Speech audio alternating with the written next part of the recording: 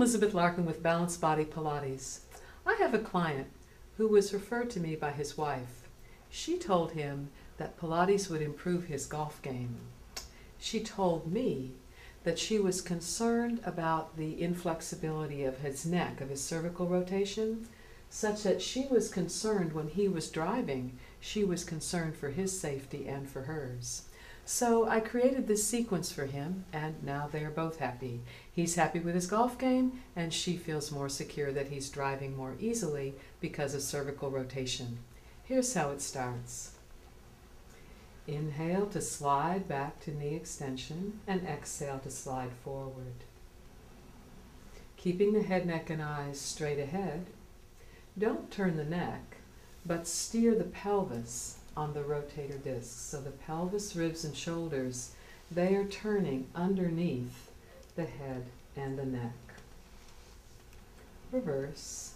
Turn to the opposite side in the extension, and then turn. Now, turn the head, neck, and eyes with the direction that the pelvis is turning. Everything turns in the same direction. Pelvis leads. Knees stay straight ahead. Sacrum and nose are pointing in the same direction. Now, keep the head, neck, and eyes steady while the pelvis turns. Reverse the movement relationship with the knee extension and knee flexion. Finally, turn the head, neck, and eyes opposite the direction in which the pelvis is turning.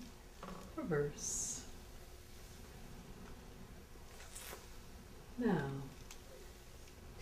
this same client, after he'd been working with me for a few years, realized that he had to have a knee replacement. No, not because of Pilates, but because he's well into his 80s, and 40 years prior, he had had a knee injury playing tennis.